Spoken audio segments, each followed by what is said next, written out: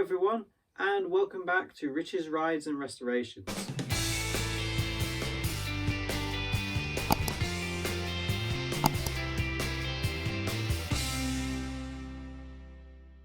So in this video I just wanted to give a quick update about the 1950 Raleigh Dawn Tourist that I've been restoring over the past year.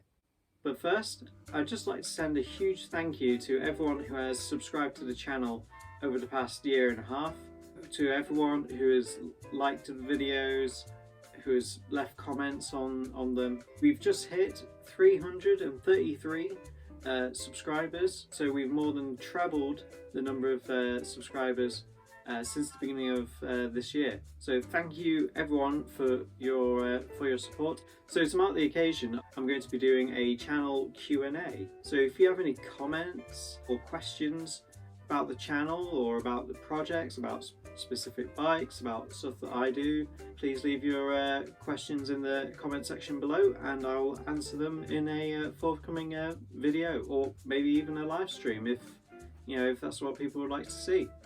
If you're not subscribed to the channel already and you enjoy seeing restorations of vintage bicycles, please do subscribe. There's always something new, or rather old, on the way.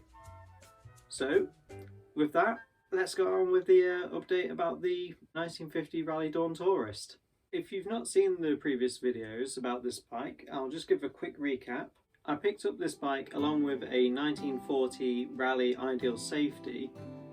They'd both been found in a barn in Stoke-on-Trent after the previous owner had died, and they were having a clear out, and I picked up these bikes. The Dawn Tourist was the much worse condition of the two. Both the wheel rims were very rusty. The rear rim was buckled. It looked like it had been dropped off a curb or had been run over. The rim was very bent. There was a bend in the rear seat stays, possibly caused by whatever bent the wheel. The paintwork was quite shabby, needed a good cleanup. The rear hub, which was a Sturmey Archer AG hub, was completely seized. So I had to do a full disassembly of the wheel and strip down of the hub, replacing a couple of parts. It was, apart from just being very rusty inside and seized up, all the parts were there, and the only part I had to replace was the indicator chain. So there's a video of that restoration process. I'll put a link up in the corner and you can have a look at that. In fact, I'll put a link to the entire playlist of the restoration that I've done so far, so you can see everything that's happened to date. So I've rebuilt both the wheels. I did a couple of live streams of that process. I still need to complete the front wheel, so I need to finish putting the axle in and the bearings. I've got a nice brand new Minora truing stand, which I'll be using to true up the wheels once they're done. Once the wheels are done, I'm going to move on to refurbishing the paint.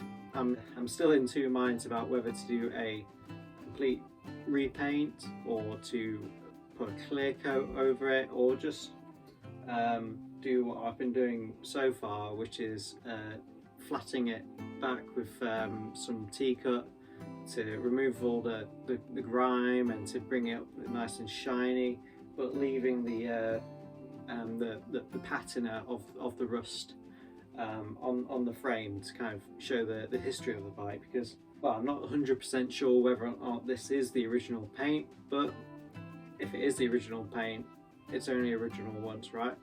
Then once the paintwork is done, I need to refurbish the mudguards. So the rear mudguard was very rusted at the end, so I need to take off the rusted end of it and reattach the mudguard stays, which had come off due to the rust. I may have to replace it altogether. I'd rather not replace it because it is like original, giving it a slight trim to take off the rusted section is my preferred option at this time. Once that's done, moving on to restoring the chrome parts. Some parts are quite rusted and they've been painted silver at some point in the past. I suspect one of the previous owners did a bit of a restoration on it, but judging from the parts that were used, this was in the 70s when it was done. So it was quite old by that time, the bike. It was 20 years old. So it had already been like spruced up a little, and then it's been sat in a barn for, you know, a few decades since then. Almost certainly when the rear wheel was damaged and it was just left. So that's basically where we are at the moment, and of course when that's all done, we'll have to put it all back together. So still plenty of stuff to do. It's not a quick project, this, but it will be quite satisfying once it's done. So with that, thank you for watching. I hope you enjoyed this video. If you did, please press like, please subscribe if you've not already done so. Hit that bell notification icon so you know when the next episode comes out.